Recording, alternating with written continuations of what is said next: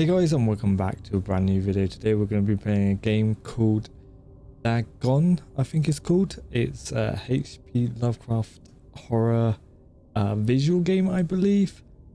So it's going to roughly take about 30 minutes to get through this game, maybe even longer. If you guys aren't following me on Twitch, I stream Monday, Tuesday, Wednesday and Fridays 8 PM GMT. And if you guys aren't subbed to me, sorry, on YouTube, make sure you guys do, so you miss out no future content, as well as horror games, indie games, all that jazz.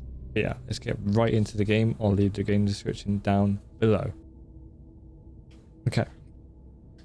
Dagon is a faithful interactive adaptation of H.P. Lovecraft's work, focused on story and atmosphere.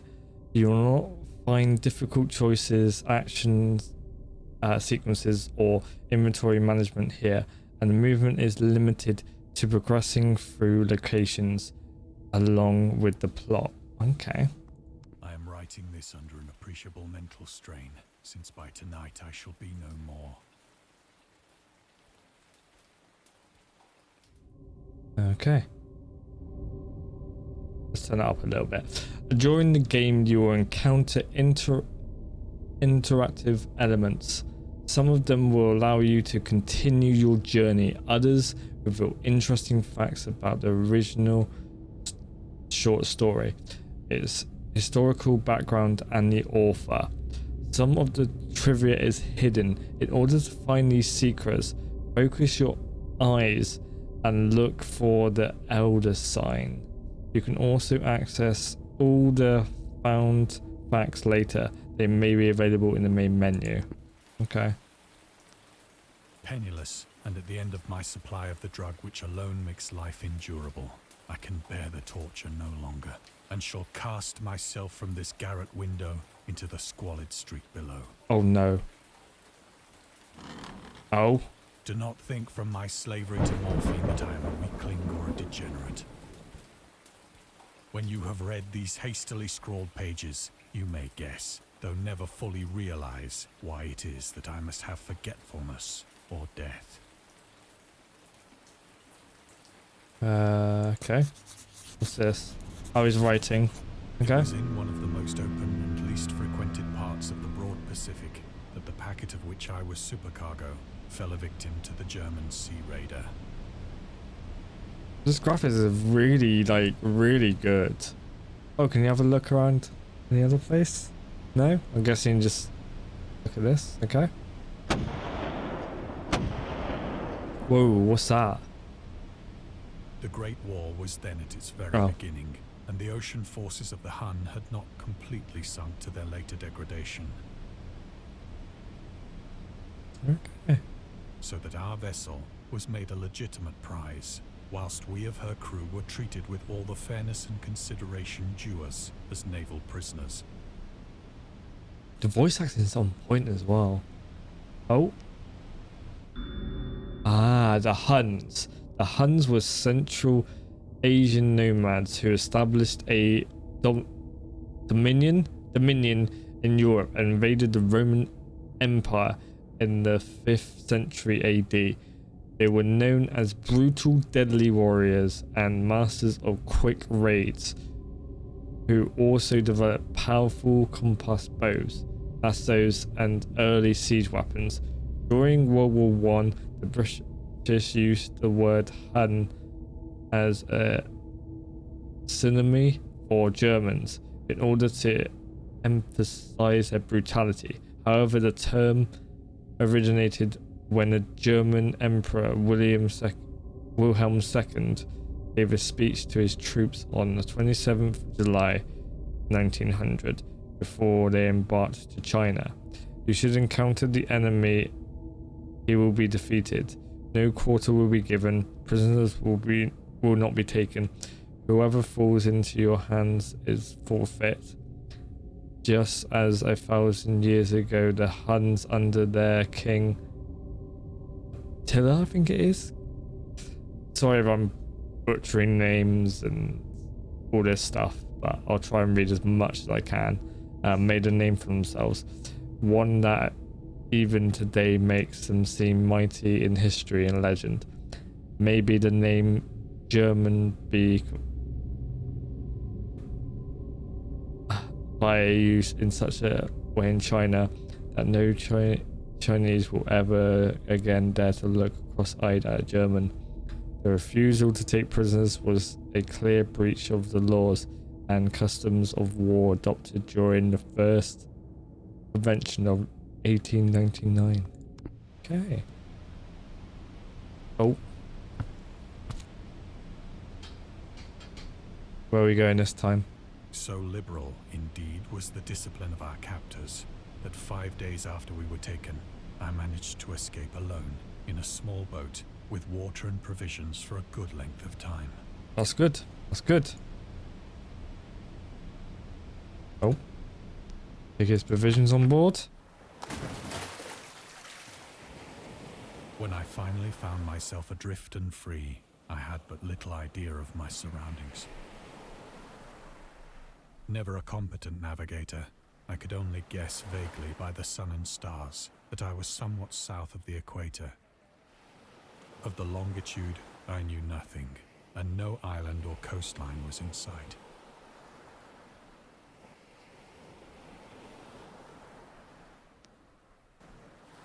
Anything else to look at here?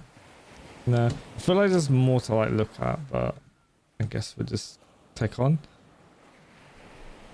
The weather kept fair, and for uncounted days I drifted aimlessly beneath the scorching sun, waiting either for some passing ship or to be cast on the shores of some habitable land. The graphics is so good.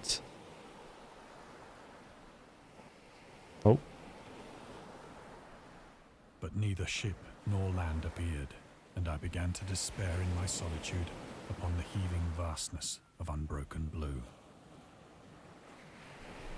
The change happened whilst I slept. Oh, it's getting all eerie now. This is like the good bit now. I shall never know.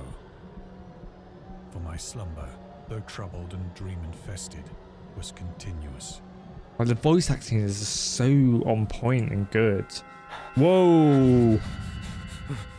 Oh. Okay.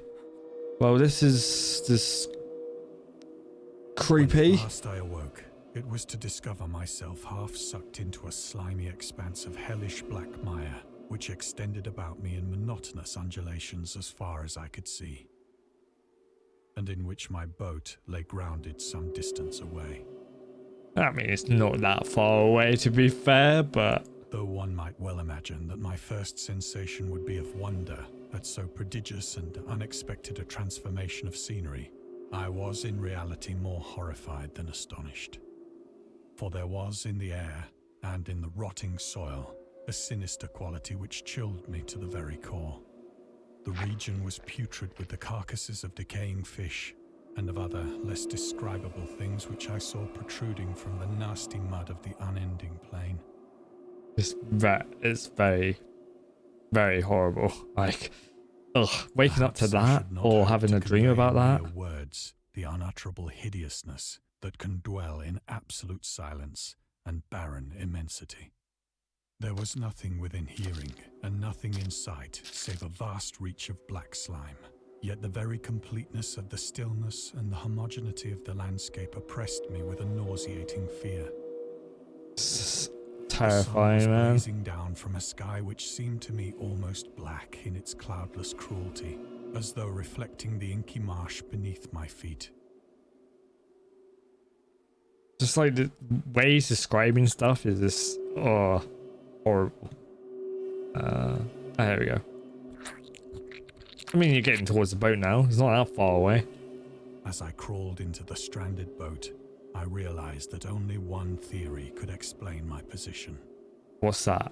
Through some unprecedented volcanic upheaval, a portion of the ocean floor must have been thrown to the surface, exposing regions for which innumerable millions of years had lain hidden under unfathomable watery depths. So great was the extent of the new land which had risen beneath me that I could not detect the faintest noise of the surging ocean, straining my ears as I might. Nor were there any seafowl to prey upon the dead things. Oh.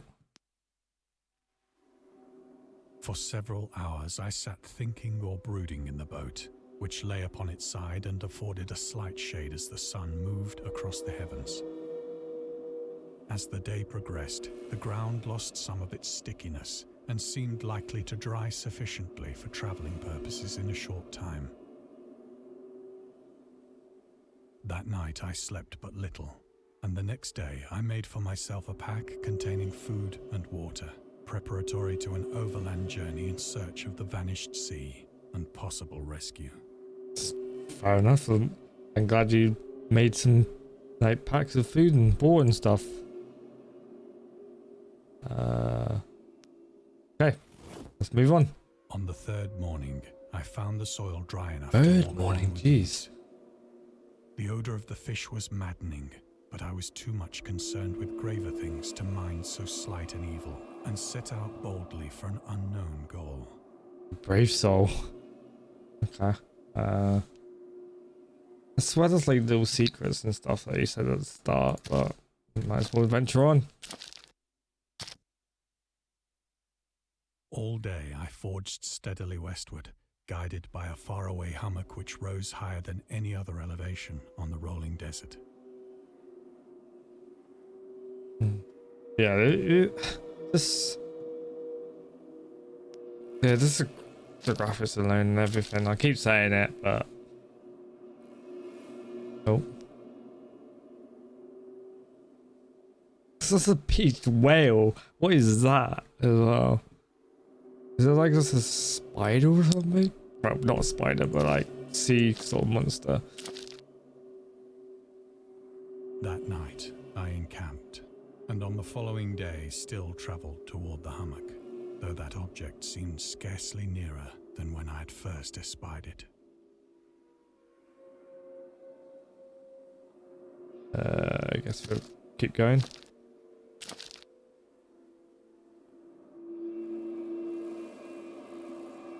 Oh. By the fourth evening, I attained the base of the mound, which turned out to be much higher than it had appeared from a distance. An intervening valley setting it out in sharper relief from the general surface. That is a tall mountain. Too weary to ascend, I slept in the shadow of the hill. I was gonna say, you're not climbing that. I know not why my dreams were so wild that night, but ere the waning and fantastically gibbous moon had risen far above the eastern plain, I was awake in a cold perspiration, determined to sleep no more.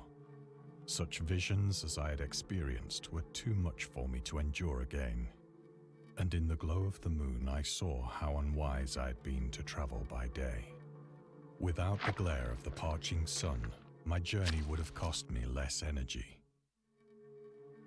Indeed, I now felt quite able to perform the ascent which had deterred me at sunset.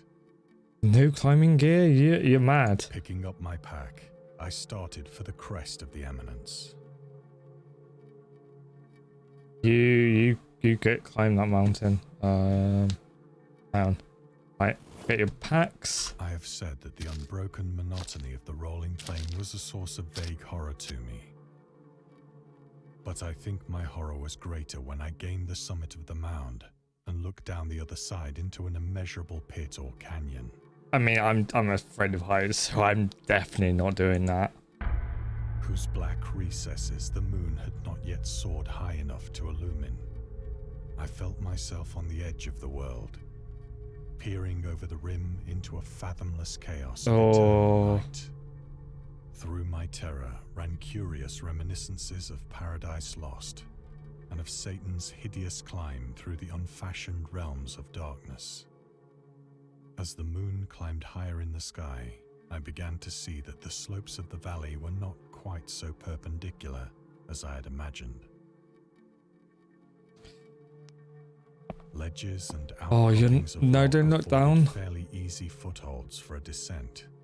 Oh, you're climbing down, are you? Okay. Whilst Go after for a it. drop of only a few hundred feet, the declivity became very gradual. Right, down we go. urged on by an impulse which I cannot definitely analyze, I scrambled with difficulty down the rocks and stood on the gentler slope beneath, gazing into the Stygian deeps, where no light had yet penetrated.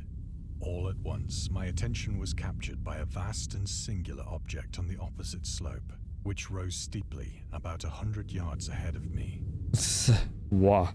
Imagine just seeing that in distance. It's a cube, or whatever it was. It gleamed whitely in the newly bestowed rays of the ascending moon.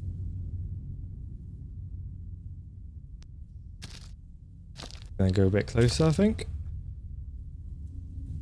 That it was merely a gigantic piece of stone, I soon assured myself. Has that gone bigger? Or I think it's just because we've gone closer to it.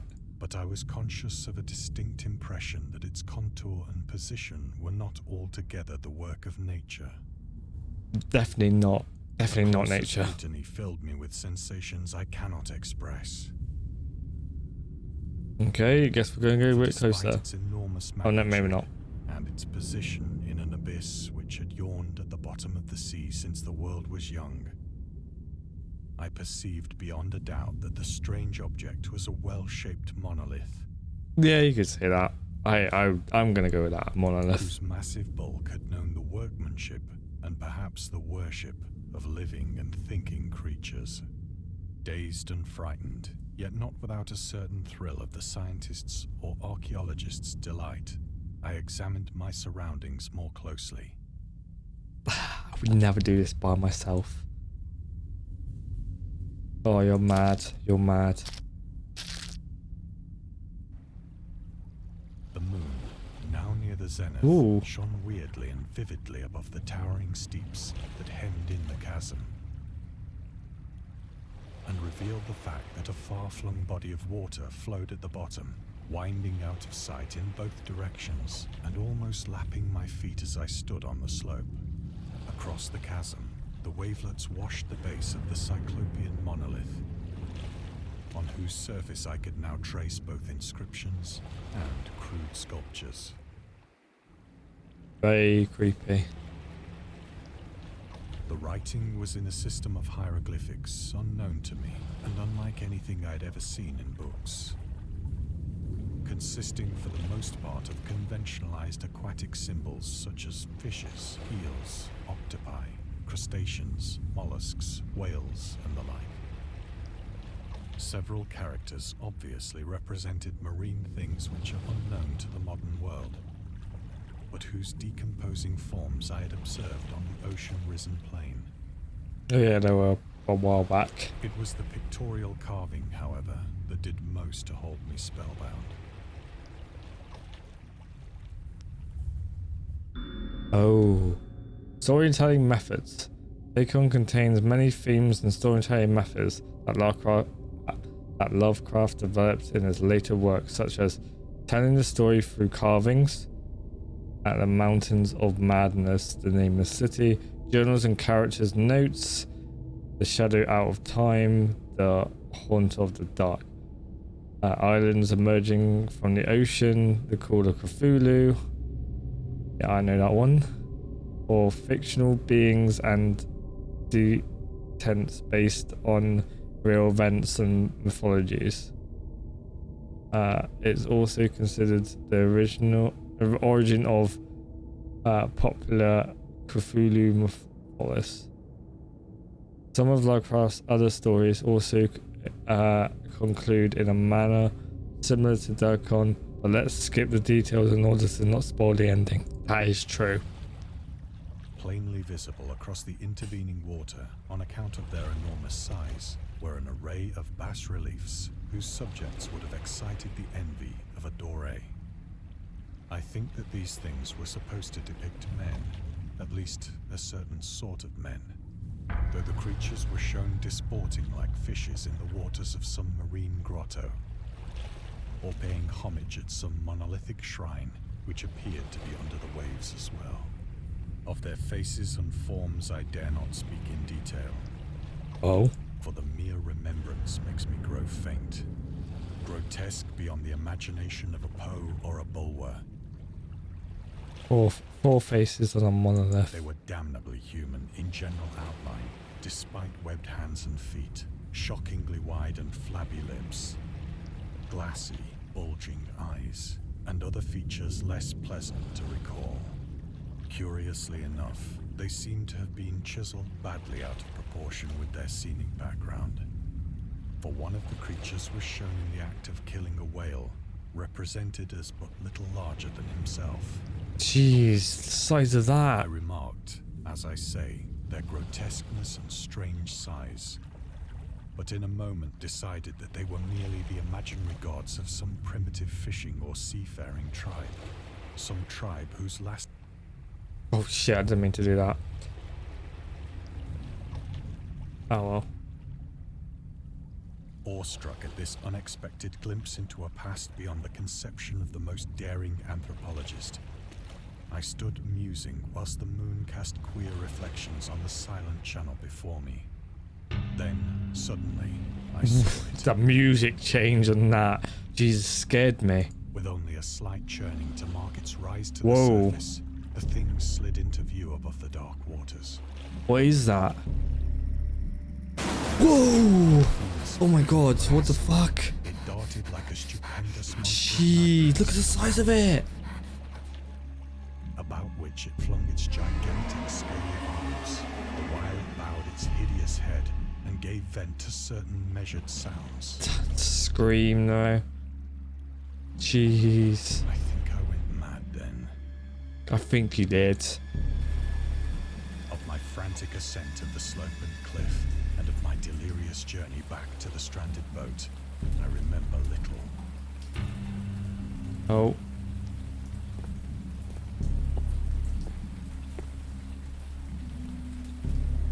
I believe I sang a great deal and laughed oddly when I was unable to sing.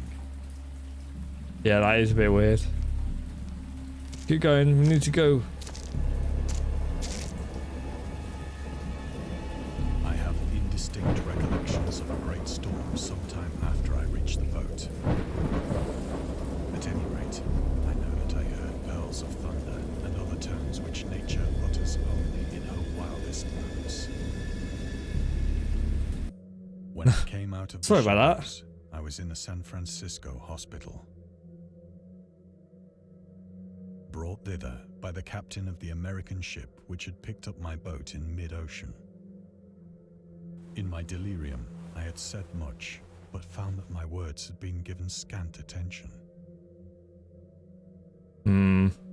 Make believe. Of any land upheaval in the Pacific, my rescuers knew nothing. Nor did I deem it necessary to insist upon a thing which I knew they could not believe. Anything else I should be looking at in here? Ooh.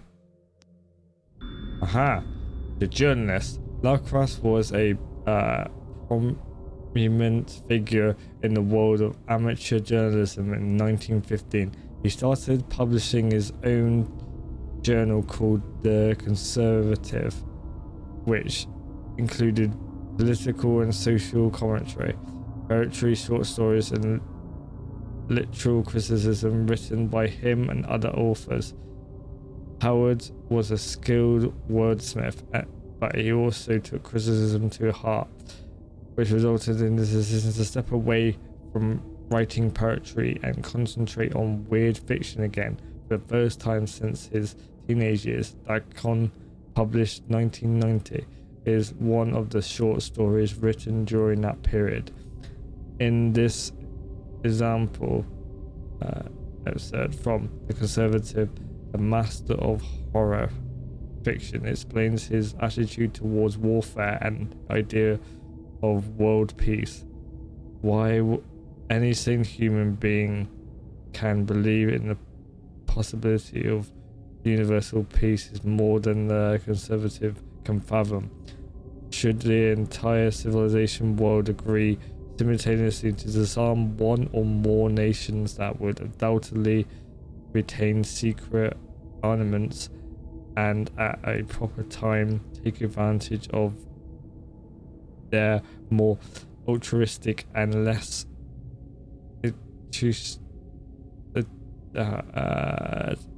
in a wild career of conquest again. Unarmed victims, no country is or ever can be above warfare until the basic impulses of human animal shall have miraculous change. Okay. More stuff to read. Oh, the door opens by itself. Once I sought out a celebrated ethnologist and amused him with peculiar questions regarding the ancient Philistine legend of Dagon, the fish god. Dagon. What's called? The fish god. Okay, so we know Dagon is a fish god. Dagon was main worshipped through the Middle East as the ancient god of fertility and crops. In Hebrew, the word Dagon was a common noun for grain. The rulers chose him as a patron saint of their war conquest. He also appeared as a judge of the dead in a poem, an underworld prisoner ward in one of the Babylonian texts. He is often mistakenly taken for a fish god due to the wrong interpretation of his name, as in Hebrew the word Dak means fish. In H.P. Lovecraft's work, Dagon is an underwater ruling over the one depths, a humanoid race with fish traits that resides in the oceans. He is worshipped by a secret cult called the Order of Dagon. I can't pronounce, like I said, I can't pronounce most words, so I do apologize. Okay, what are we looking at here? Anything else? Okay, let's look over here. Maybe not. Okay, maybe just look in here.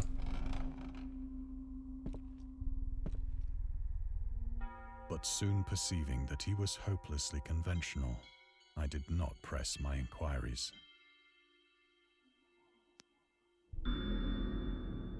August Deleth and Cthulhu Mythos was an American writer and theologist, and also befriended Lovecraft and published many of his works through his company, Arkham House. Although he greatly contributed to the pop of his work after his death, he is surrounded by numerous controversies. One of his questionable decisions involved introducing the good and evil doctrine to the Cthulhu Mythos, which is contrasted with Lovecraft's views of the world and his approach to cosmic horror. As a result of the author's work, as often misunderstood and misinterpreted in today's culture, it is also worth noting that Lovecraft was never really interested in creating a mythology, and the term Cthulhu Mythos and coined by Deleth after the author left the mortal plane.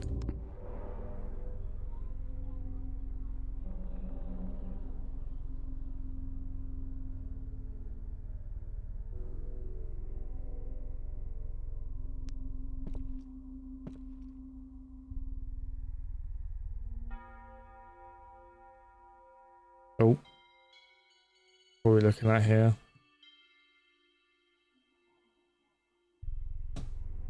Are we looking at anything? I guess we're just leaving then. I don't know why I went over there. It is at night, especially when the moon is gibbous and waning, that I see the thing. I tried morphine. Oh God. But the drug has given only transient surcease, and has drawn me into its clutches as a hopeless slave. So now I am to end it all, having written the full account for the information or the contemptuous amusement of my fellow men. Oh, you gotta take the morphine. Often I ask myself if it could not all have been a pure phantasm, a mere freak of fever as I lay sun-stricken and raving in the open boat after my escape from the German man-of-war. This I ask myself, but ever does there come before me a hideously vivid vision in reply. I cannot think of the deep sea without shuddering at the nameless things that may at this very moment be crawling and floundering on its slimy bed, worshipping their ancient stone idols, carving their own detestable what the fuck is that? submarine obelisks of water-soaked granite. I dream of a day when they may rise above the billows to drag down into their reeking talons the remnants of puny, war-exhausted mankind. Of a day when the land shall sink and the dark ocean shall ascend amidst universal pandemonium. Oh. Oh God. New York. The end is near. I hear a noise at the door, as of That is a loud noise. body lumbering against it. Oh. Oh no. You want me to actually open the door, don't you? Oh no. It shall not find me. I mean, it knows we're there? God, that hand! What the hell is that? The window! The window! Oh, must jump out the window. Go.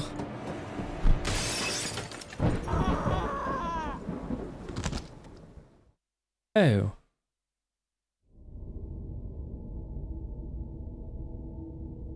Thank you for playing. We hope you enjoy immersing yourself in our little pool of cosmic horror.